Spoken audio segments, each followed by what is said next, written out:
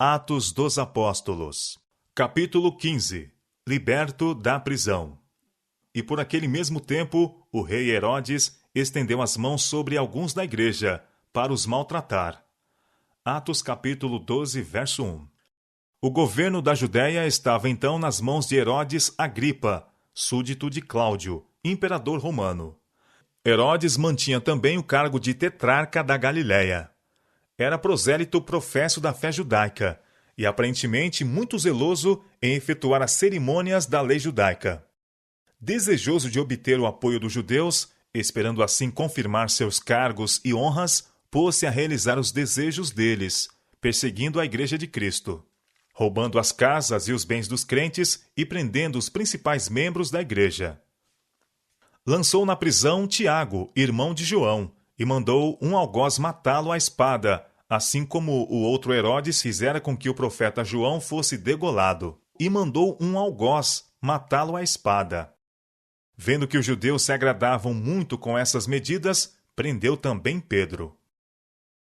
Foi durante a Páscoa que tais crueldades foram praticadas.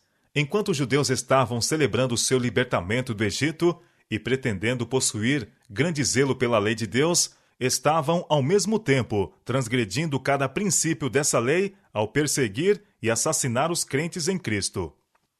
A morte de Tiago causou grande dor e consternação entre os crentes. Quando Pedro também foi preso, a igreja toda se empenhou em jejum e oração. O ato de Herodes matando Tiago foi aplaudido entre os judeus, se bem que alguns se queixassem da maneira reservada pela qual foi ele realizado, afirmando que uma execução pública teria de maneira mais completa intimidado os crentes e os que com ele simpatizavam. Herodes, portanto, conservou Pedro em custódia, com a intenção de satisfazer ainda mais aos judeus pelo espetáculo público de sua morte. Sugeriu-se, porém, que não seria uma boa ideia trazer o veterano apóstolo para execução perante o povo, então reunido em Jerusalém. Receava-se que a cena de estar ele sendo levado para morrer pudesse provocar a compaixão da multidão. Os sacerdotes e anciãos também temiam que Pedro fizesse um daqueles poderosos apelos que tinham frequentemente incitado o povo a estudar a vida e caráter de Jesus. Apelos esses que eles, com todos os seus argumentos, tinham sido incapazes de contradizer. O zelo de Pedro em advogar a causa de Cristo tinha levado muitos a assumir sua atitude ao lado do Evangelho, e os príncipes temiam que se lhe fosse dada oportunidade para defender sua fé na presença da multidão que viera à cidade para adorar. Seu livramento seria exigido das mãos do rei. Enquanto, sob vários pretextos, a execução de Pedro estava sendo retardada para depois da Páscoa, os membros da igreja tiveram tempo para examinar profundamente o coração e orar com fervor.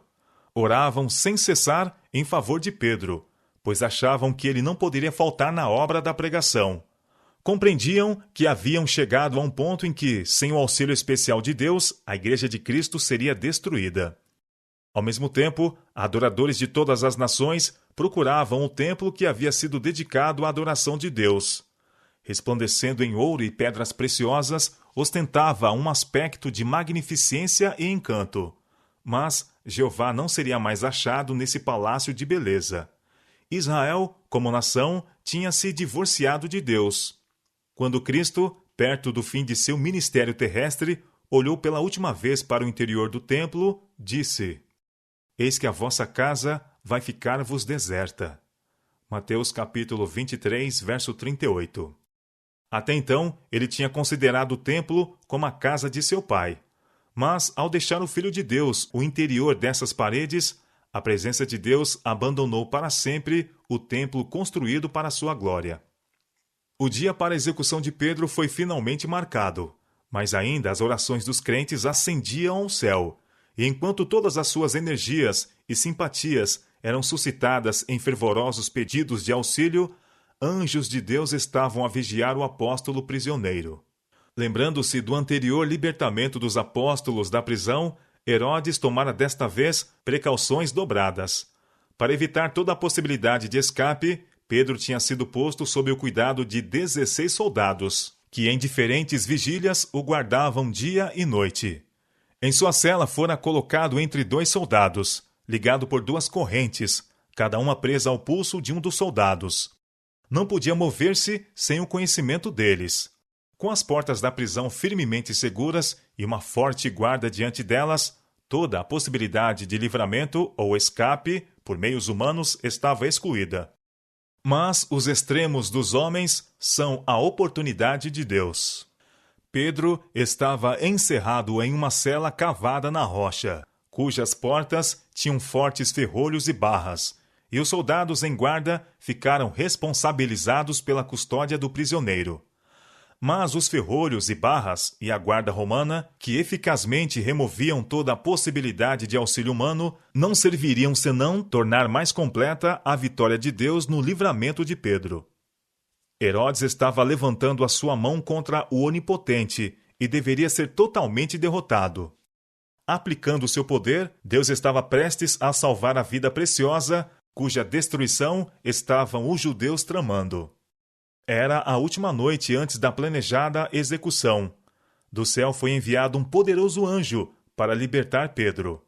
As vigorosas portas que prendiam o Santo de Deus abriram-se sem auxílio de mãos humanas. O anjo do Altíssimo por elas penetrou, fechando-se as portas sem ruído por trás dele, e entrou na cela, e ali estava Pedro, dormindo tranquilamente o sono de uma perfeita confiança.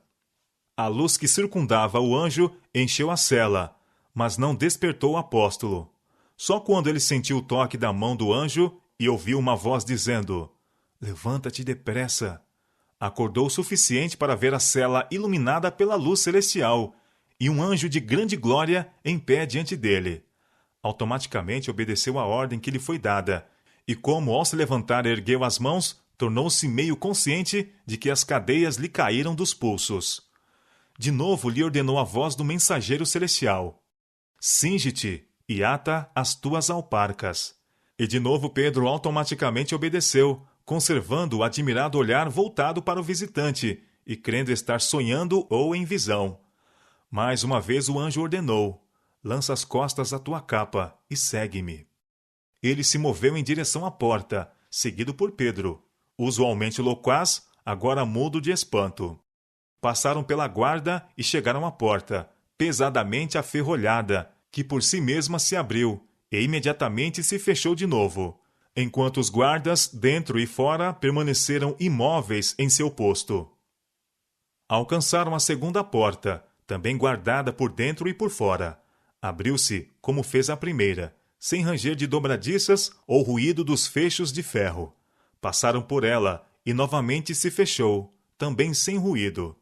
De modo idêntico, passaram pela terceira porta e acharam-se em plena rua.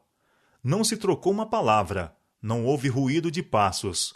O anjo se movia suavemente diante de Pedro, cercado de uma luz de deslumbrante brilho. Desorientado e julgando-se ainda em sonho, seguia seu libertador. Assim, eles percorreram uma rua e então, estando cumprida a missão do anjo, desapareceu subitamente. Dissipou-se a luz celestial, e a Pedro pareceu achar-se em profundas trevas. Mas, acostumando-se-lhe os olhos, pareceram elas diminuir gradualmente, e ele se encontrou só, na rua silenciosa, com o ar fresco da noite a soprar-lhe no rosto. Compreendeu então que estivera livre, em uma parte da cidade que lhe era familiar.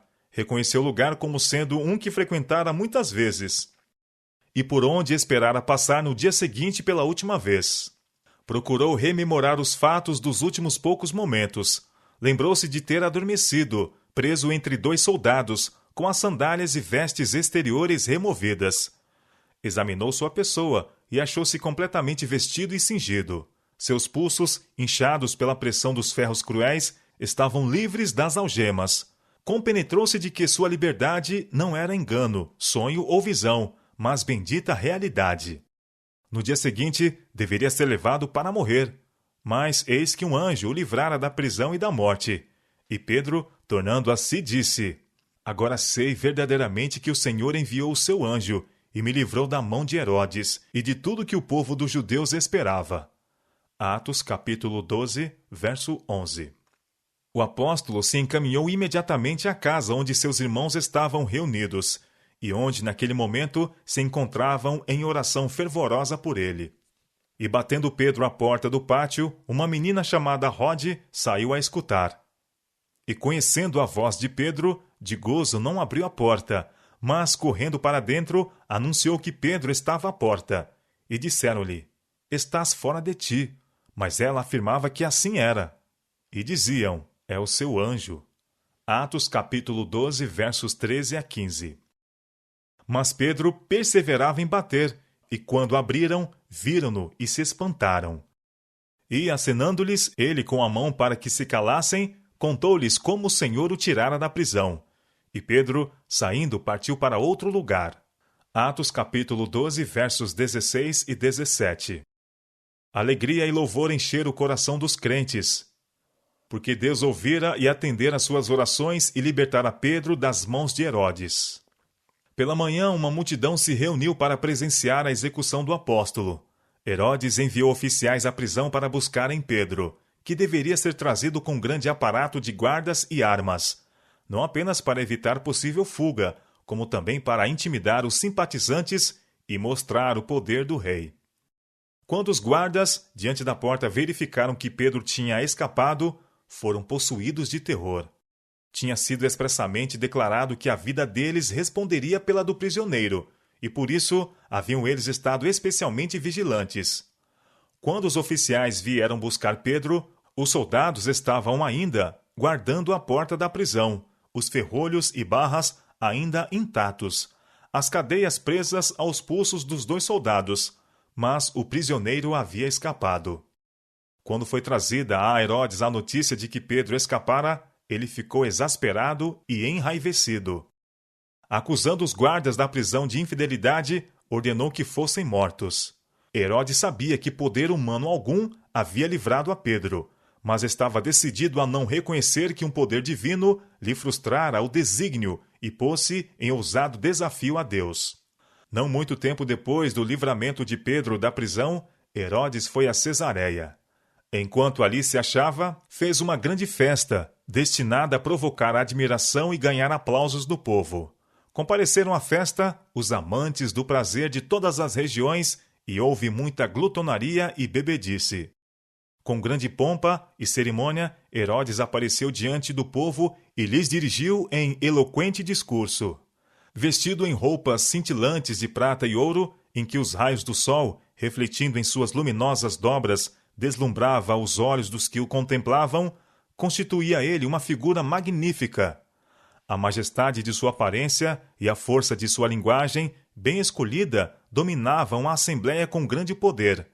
Estando já seus sentidos pervertidos pelo beber e banquetear-se, ficaram deslumbrados pela ornamentação de Herodes e encantados pelo seu porte e oratória. E desenfreado pelo entusiasmo, cumulavam-no de lisonja, declarando que nenhum mortal poderia apresentar igual aparência ou possuir eloquência tão surpreendente. Declararam mais que, conquanto o houvessem sempre respeitado como governador, dali em diante o adoraria como a um deus. Alguns daqueles cujas vozes agora eram ouvidas a glorificar um vil pecador, fazia poucos anos haviam levantado grito frenético: Fora com Jesus! Crucifica-o! Crucifica-o! Os judeus tinham se recusado a receber a Cristo, cujas vestes, simples e muitas vezes sujas pelas viagens, cobriam um coração de amor divino. Seus olhos não podiam discernir, sob o humilde exterior, o Senhor da vida e da glória, embora o poder de Cristo fosse revelado diante deles em obras que nenhum mero homem poderia fazer. Estavam, porém, prontos a adorar como a um Deus o altivo Rei, cujas esplêndidas vestes de prata e ouro cobriam um coração corrupto e cruel. Herodes sabia que não merecia nenhum dos louvores e homenagens que lhe eram tributados. Todavia, aceitou a idolatria do povo como se lhes fosse devida. Seu coração saltou de triunfo e um lampejo de orgulho satisfeito espalhou-se-lhe pelo rosto ao ouvir a aclamação: Voz de Deus e não de homem. Atos capítulo 12, verso 22. Subitamente, porém, sobreveio-lhe uma terrível mudança. Seu rosto se tornou pálido como a morte e contorcido pela agonia. Grandes gotas de suor lhe brotaram dos poros. Ficou por um momento como que traspassado de dor e terror. Então, volvendo a face branqueada e lívida para seus amigos tomados de horror, exclamou em tom rouco e desesperado: Aquele que exaltastes como um Deus está ferido de morte. Sofrendo a mais cruciante angústia, foi retirado daquela cena de orgia e ostentação. Um momento antes, ele tinha sido alvo orgulhoso do louvor e adoração daquela vasta multidão. Agora se compenetrava de que se achava nas mãos de um governador mais poderoso do que ele próprio. Remorsos o atormentavam. Lembrou-se de sua implacável perseguição aos seguidores de Cristo. Lembrou-se de sua ordem cruel para matar o inocente Tiago e seu intento de tirar a vida ao apóstolo Pedro. Recordou-se de como, em seu desgosto e decepcionada raiva, tirara uma injusta desforra dos guardas da prisão. Sentia que agora Deus estava a tratar com ele, o implacável perseguidor. Não encontrou alívio para a dor do corpo, nem para a angústia do espírito, e nem esperava encontrar. Herodes conhecia a lei de Deus, que diz: Não terás outros deuses diante de mim, e sabia que, aceitando a adoração do povo, enchera a medida de sua iniquidade e acarretara sobre si a justa ira de Jeová. O mesmo anjo que viera dos palácios reais para libertar Pedro foi o mensageiro da ira e juízo a Herodes. O anjo tocou em Pedro para o despertar do sono. Foi com um contato diferente que ele feriu o ímpio rei, acabando com seu orgulho e trazendo sobre ele o castigo do Todo-Poderoso. Herodes morreu em grande angústia de espírito e corpo, sob o juízo retribuidor de Deus. Essa demonstração da justiça divina teve uma influência poderosa sobre o povo. As novas de que o apóstolo de Cristo fora miraculosamente liberto da prisão e da morte, enquanto seu perseguidor fora atingido pela maldição de Deus, foram levadas a todos os países e vieram a ser um motivo de muitos passarem a crer em Jesus. A experiência de Filipe, incumbido por um anjo do céu de ir ao lugar em que encontrou alguém que procurava a verdade, a experiência de Cornélio, visitado por um anjo com a mensagem de Deus, de Pedro na prisão e condenado à morte, conduzido por um anjo à liberdade, tudo mostra a intimidade da ligação entre o céu e a terra. Para o obreiro de Deus, o relato destas visitas de anjos deve trazer força e coragem. Hoje, tão verdadeiramente como nos dias dos apóstolos, mensageiros celestiais estão a passar por todo o comprimento e largura da terra, procurando consolar os tristes, proteger os impenitentes, ganhar o coração das pessoas para Cristo. Não os podemos ver pessoalmente, não obstante estão conosco, guiando-nos, dirigindo-nos, protegendo-nos. O céu se aproxima da terra por meio daquela escada espiritual cuja base está firmemente plantada na terra, enquanto seu último degrau atinge o trono do Ser Infinito. Anjos estão constantemente subindo e descendo por essa escada de fulgurante brilho, levando ao Pai, no alto, as orações dos necessitados e angustiados, e trazendo bênção e esperança, coragem e auxílio aos filhos dos homens. Esses anjos de luz criam uma atmosfera celestial, erguendo-nos para o invisível e eterno. Não lhes podemos contemplar as formas com nossa vista natural. Somente pela visão espiritual podemos distinguir os seres celestiais. Somente o ouvido espiritual pode ouvir a harmonia de vozes celestiais. O anjo do Senhor acampa-se ao redor dos que o temem e os livra. Salmo capítulo 34, verso 7. Deus encarrega seus anjos de salvar seus escolhidos da calamidade, de guardá-los da peste que anda na escuridão e da mortandade que assola ao meio-dia. Salmo capítulo 91, verso 6. Repetidas vezes tem anjos falado com homens, do mesmo modo como um homem fala com seu amigo, e os tem levado para lugares livres de perigo. Uma e outra vez tem as encorajadoras palavras dos anjos renovado o ânimo prostrado dos fiéis, desviando-lhes o espírito das coisas da terra, levando-os a contemplar pela fé as vestes brancas, as coroas, as palmas da vitória que os vencedores receberão junto ao grande trono branco. Faz parte da obra dos anjos proteger os que são provados, atender aos sofredores e tentados. trabalham incansavelmente em favor daqueles por quem Cristo morreu. Quando os pecadores aceitam entregar-se ao Salvador, os anjos levam as novas ao céu, e há grande regozijo entre as hostes celestiais. Haverá alegria no céu por um pecador que se arrepende, mais do que por 99 justos que não necessitam de arrependimento. Lucas capítulo 15, verso 7. Um registro é levado ao céu de todo o esforço bem-sucedido de nossa parte para dissipar as trevas e propagar o conhecimento de Cristo. Ao ser a ação referida diante do Pai, fremente alegria toma posse de toda a multidão celestial. Os principados e potestades do céu estão observando a luta em que, sob circunstâncias aparentemente desanimadoras, os servos de Deus se acham empenhados. Novas conquistas estão sendo conseguidas, novas honras ganhas, ao saírem os cristãos arregimentados em torno da bandeira de seu Redentor, para combater o bom combate da fé.